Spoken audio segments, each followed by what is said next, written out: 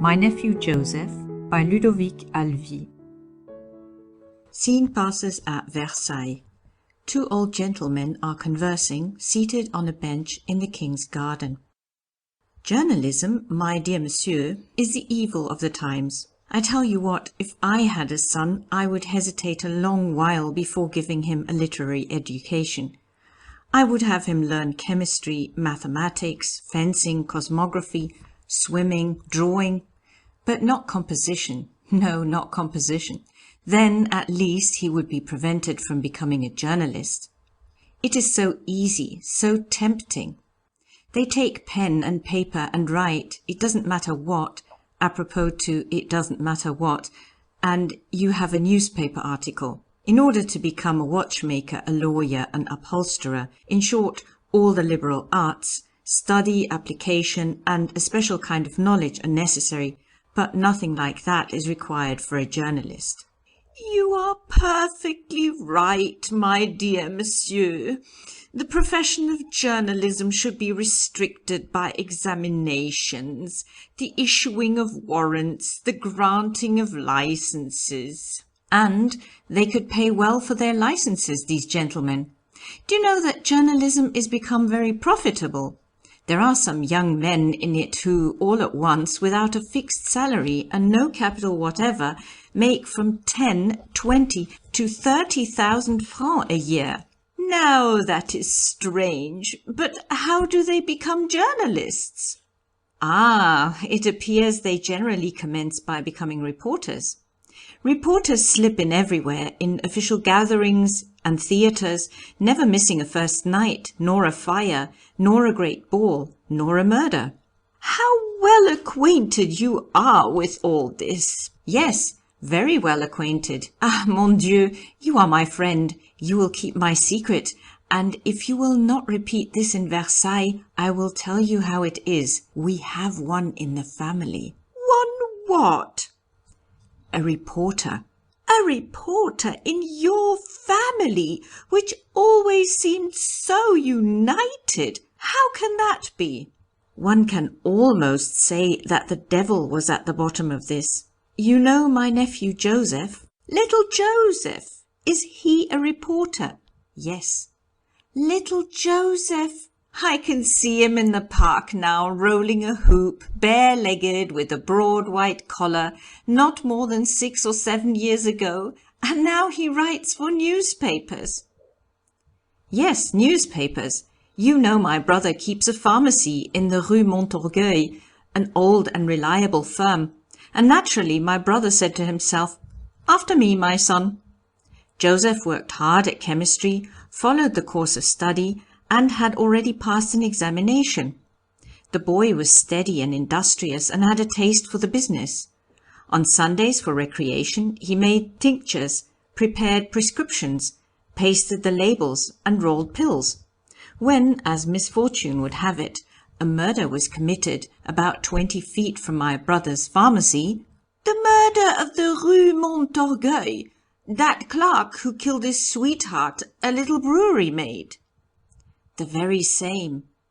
Joseph was attracted by the cries, saw the murderer arrested, and after the police were gone, stayed there in the street, talking and jabbering.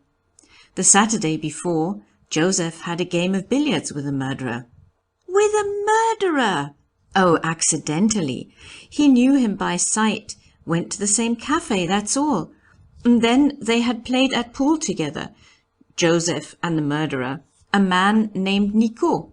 Joseph told this to the crowd, and you may well imagine how important that made him when suddenly a little blonde man seized him.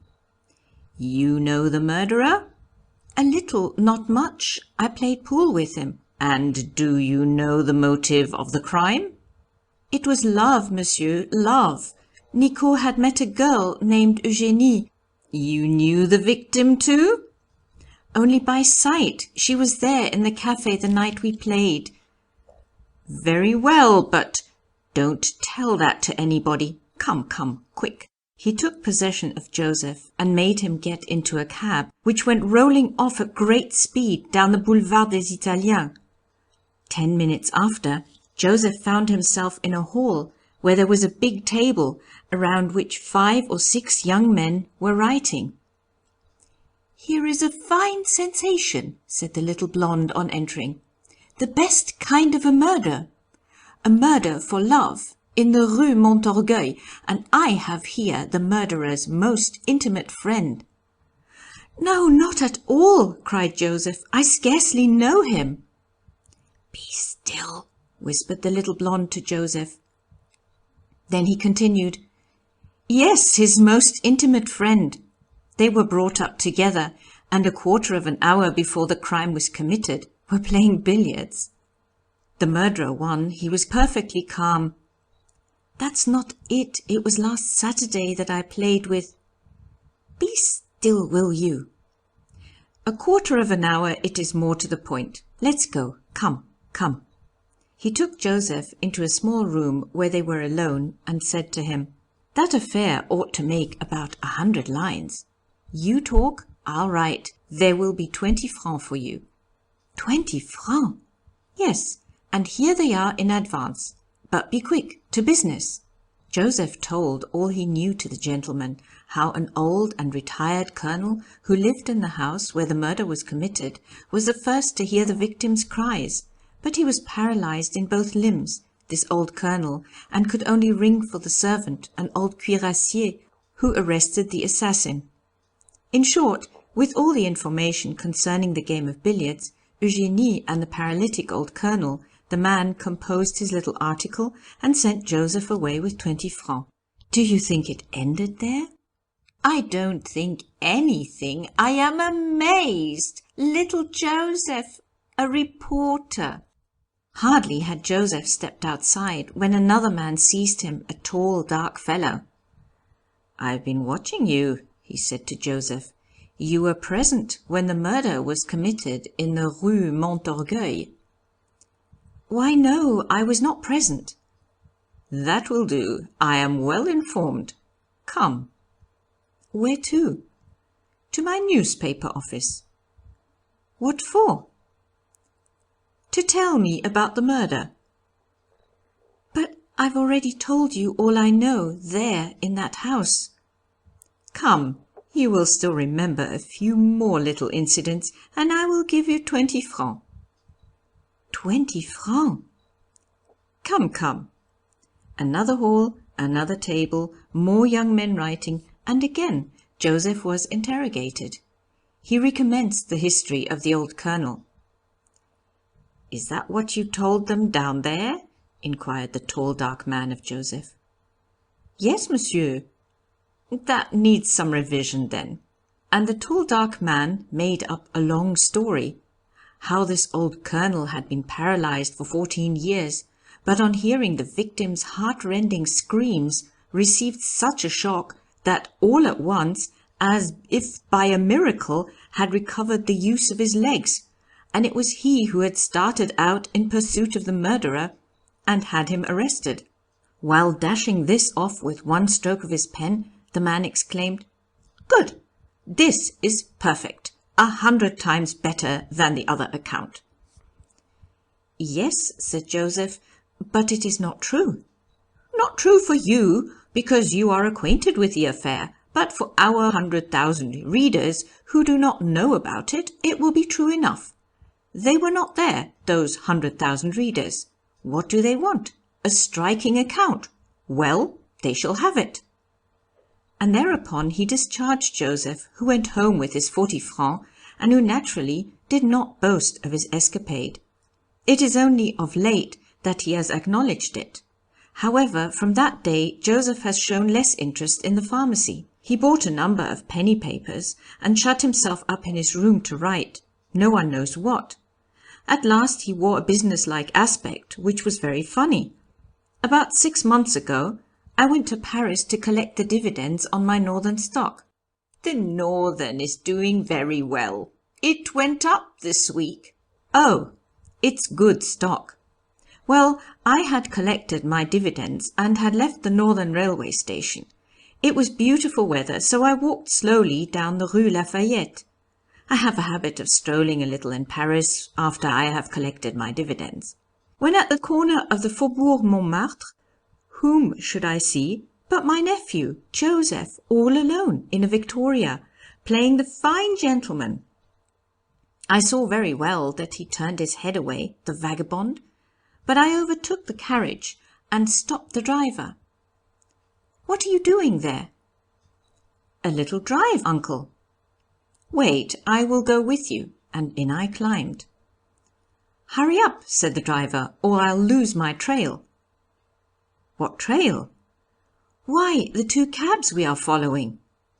The man drove at a furious rate, and I asked Joseph why he was there in that victoria following 2 cabs. "Mon Dieu, uncle," he replied, "there was a foreigner, a Spaniard, who came to our place in the Rue Montorgueil and bought a large amount of drugs and has not paid us, so I am going after him to find out if he has not given us a wrong address." "And that Spaniard is in both the cabs?" "No, uncle, he is only in one, the first." "And who is in the second?" "I don't know. Probably another creditor like myself, in pursuit of the Spaniard." "Well, I am going to stay with you. I have 2 hours to myself before the train leaves at 5 o'clock, and I adore this sort of thing, riding around Paris in an open carriage. Let's follow the Spaniard." And then the chase commenced, down the boulevards, across the squares, through the streets, the 3 drivers cracking their whips and urging their horses on. This manhunt began to get exciting. It recalled to my mind the romances in the Petit Journal. Finally, in a little street belonging to the Temple Quarter, the first cab stopped. "The Spaniard!" "Yes, a man got out of it. He had a large hat drawn down over his eyes and a big muffler wrapped about his neck." Presently 3 gentlemen who had jumped from the second cab rushed upon that man. I wanted to do the same, but Joseph tried to prevent me. "Don't stir, uncle." "Why not?" "But they are going to deprive us of the Spaniard." And I dashed forward. "Take care, uncle, don't be mixed up in that affair." But I was already gone. When I arrived, they were putting the handcuffs on the Spaniard. I broke through the crowd which had collected and cried, "Wait, messieurs, wait. I also demand a settlement with this man." They made way for me. "You know this man?" asked one of the gentlemen from the second cab, a short, stout fellow. "Perfectly. He is a Spaniard." "I a Spaniard?" "Yes, a Spaniard." "Good," said the short, stout man. "Here's the witness." And addressing himself to one of the men, "Take monsieur to the Préfecture immediately." "But I have not the time. I live in Versailles. My wife expects me by the 5 o'clock train, and we have company to dinner, and I must take home a pie. I will come back tomorrow at any hour you wish." "No remarks," said the short, stout man, "but be off. I am the police commissioner." "But, monsieur the commissioner, I know nothing about it. It is my nephew Joseph who will tell you." And I called, "Joseph, Joseph," but no Joseph came. He had decamped? With the Victoria. They packed me in one of the 2 cabs with a detective, a charming man and very distinguished. Arriving at the Préfecture, they deposited me in a small apartment filled with vagabonds, criminals, and low ignorant people. An hour after they came for me in order to bring me up for examination. "You were brought up for examination?" "Yes, my dear monsieur, I was. A policeman conducted me through the Palais de Justice before the magistrate, a lean man who asked me my name and address. I replied that I lived in Versailles and that I had a company to dinner. He interrupted me. 'You know the prisoner?' pointing to the man with a muffler. 'Speak up.' But he questioned me so threateningly that I became disconcerted, for I felt that he was passing judgment upon me. Then, in my embarrassment, the words did not come quickly. I finished, moreover, by telling him that I knew the man without knowing him. Then he became furious. 'What's that you say? You know a man without knowing him? At least explain yourself.' I was all of a tremble and said that I knew he was a Spaniard, but the man replied that he was not a Spaniard.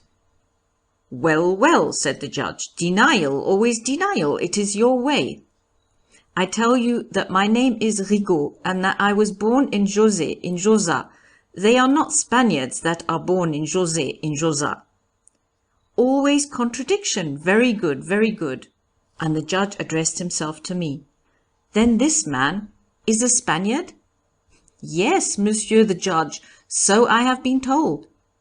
Do you know anything more about him? I know he made purchases at my brother's pharmacy in the Rue Montorgueil. At a pharmacy. And he bought, did he not, some chlorate of potash, azotite of potash, and sulfur powder, in a word, materials to manufacture explosives. I don't know what he bought. I only know that he did not pay, that's all. Parbleu! Anarchists never pay. I did not need to pay.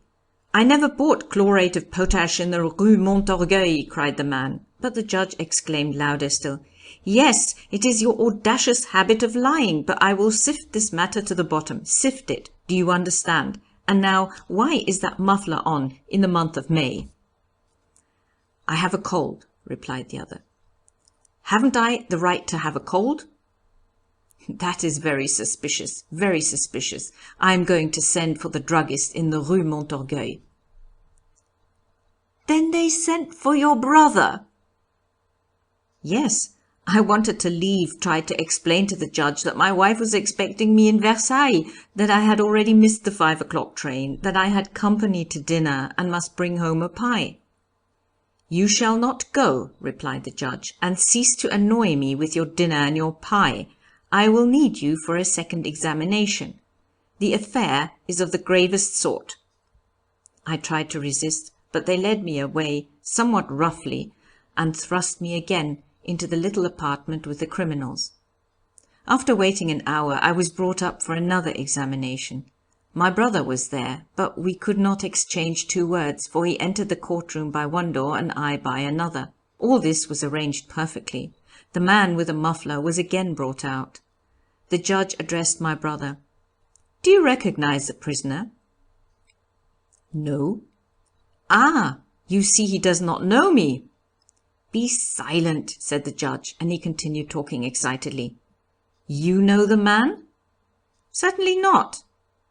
Think well, you ought to know him. I tell you no. I tell you yes, and that he bought some chlorate of potash from you. No.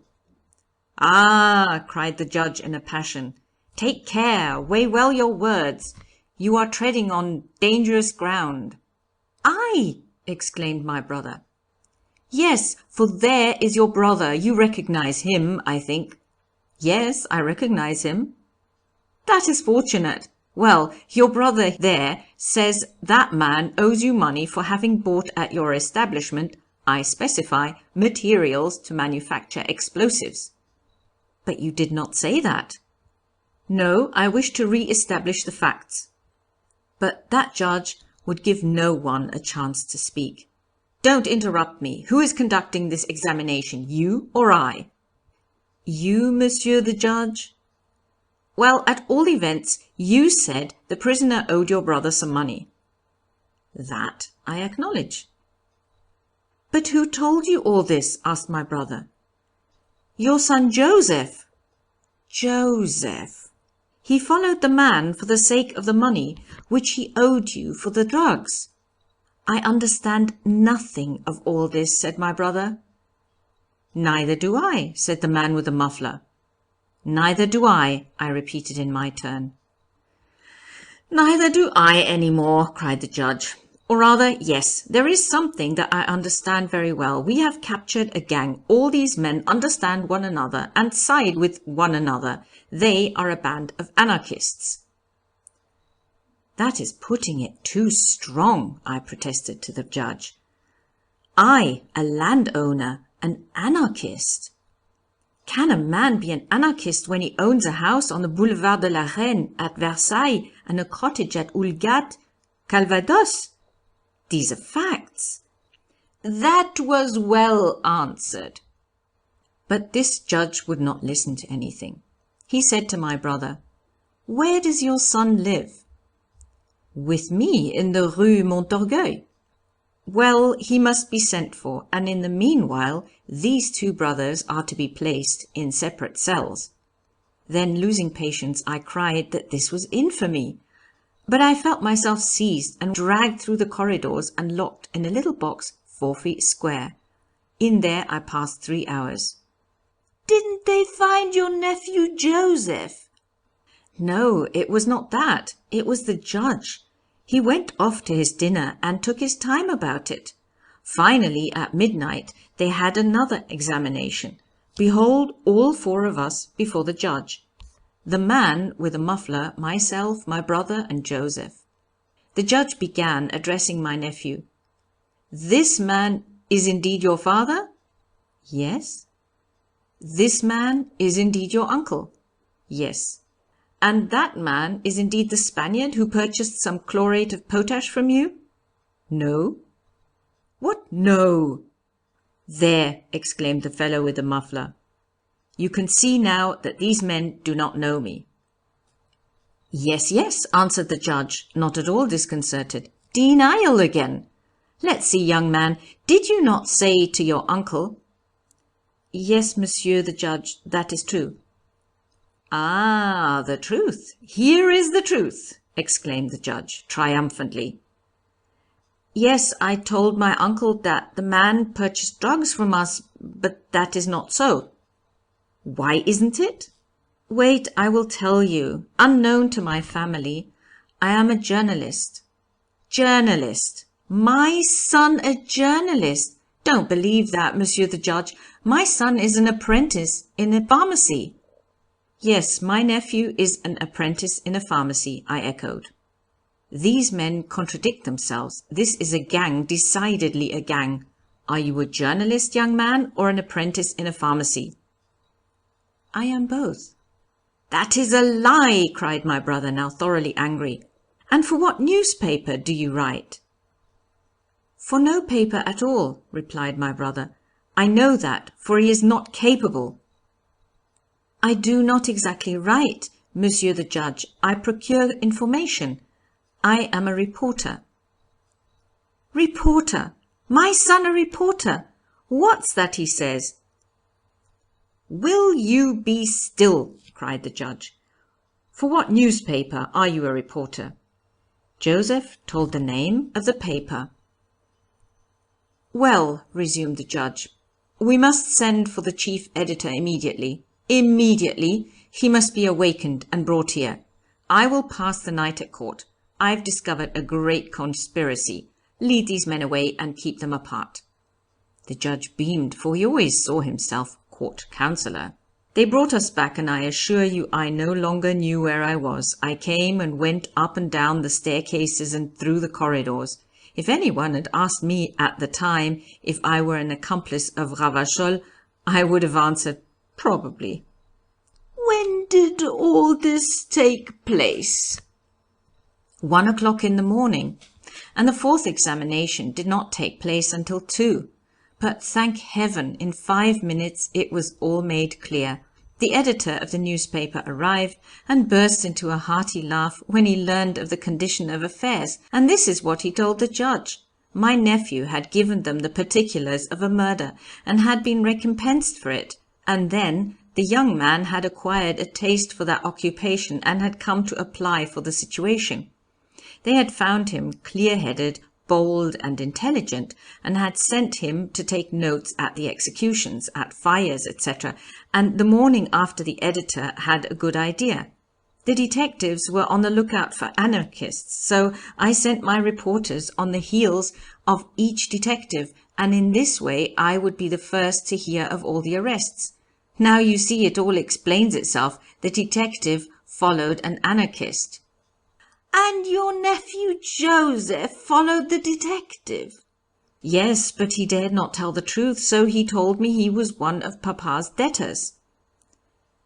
The man with the muffler was triumphant. "Am I still a Spaniard?" "No, well and good," replied the judge, "but an anarchist is another thing." And in truth he was, but he only held one, that judge, and was so vexed because he believed he had caught a whole gang, and was obliged to discharge us at 4 o'clock in the morning. I had to take a carriage to return to Versailles, got one for 30 francs, but found my poor wife in such a state. And your nephew still clings to journalism? Yes, and makes money for nothing but to ride about Paris that way in a cab, and to the country in the railway trains. The newspaper men are satisfied with him. What does your brother say to all this?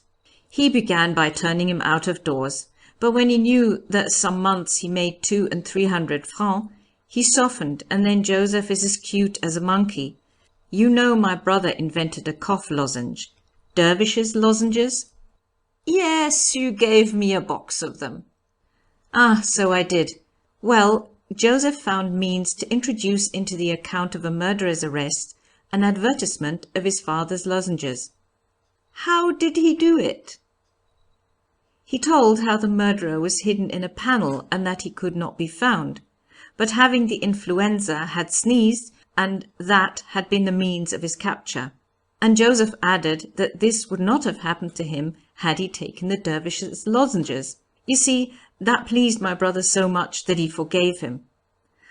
Ah, there is my wife coming to look for me. Not a word of all this. It is not necessary to repeat that there is a reporter in the family, and that there is another reason for not telling it.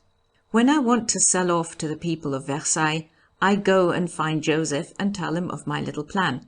He arranges everything for me as it should be, puts it in the paper quietly, and they don't know how it comes there. End of My Nephew Joseph by Ludovic Halevy.